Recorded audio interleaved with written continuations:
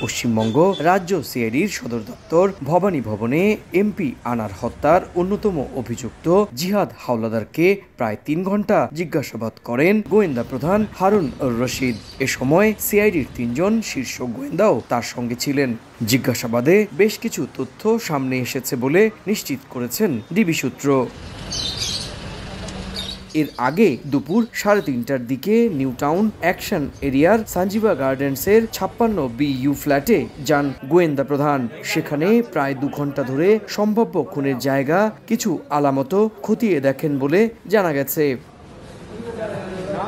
এর আগে new town থানার মামলার তদন্তকারী কর্মকর্তা ও থানার কয়েকজন সিনিয়র কর্মকর্তার সাথেও রুদ্ধদ্বার বৈঠক করেন হারুন রশিদ। ঢাকা মহানগর গোয়েন্দা পুলিশের 3 সদস্যের প্রতিনিধি দলের নেতা হিসেবে এর আগে স্থানীয় সময় সকাল 10:30টায় কলকাতায় পৌঁছান হারুন। সাংবাদিকদের বলেন, আনার হত্যার মূল পরিকল্পনাকারী আখতারুজ্জামান শাহিনকে যুক্তরাষ্ট্র থেকে ফেরাতে প্রয়োজনে ইন্টারপোলের সহায়তাও নেওয়া হবে। নগদে 500 টাকা বা তার বেশি পেমেন্টে পেতে পারেন ঢাকায় জমিসহ 20 কোটি টাকার পুরস্কার।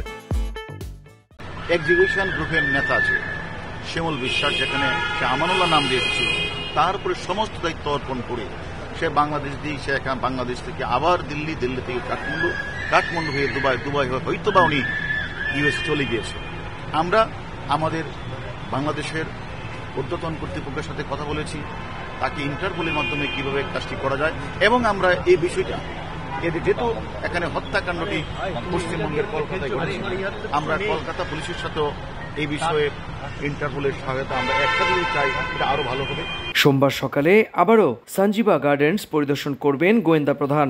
এরপর যেখানে কসাই জিহাদ আনারের মৃতদেহের খণ্ডাংশ ফেলেছিল বলে দাবি করেছিল সেই বাগজোলা খালে সম্ভাব্য জায়গাগুলো ঘুরে দেখবেন তিনি। এদিকে সিআইডির একটি সূত্রে জানা গেছে, কসাই জিহাদ বেশ কিছু চাঞ্চল্যকর তথ্য দিয়েছে। গোয়েন্দাদের একটি সূত্র বলছে, এমপি আনারের মাথা উদ্ধার হলেও সেটা যাতে কেউ চিনতে না পারে সেজন্য তার সাথে করা হয় ভয়াবহ নৃশংসতা।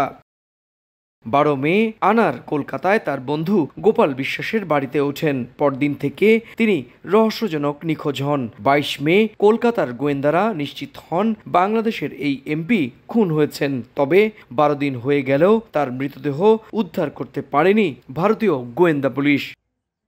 সুব্রত আচার্য, সময় সংবাদ, কলকাতা।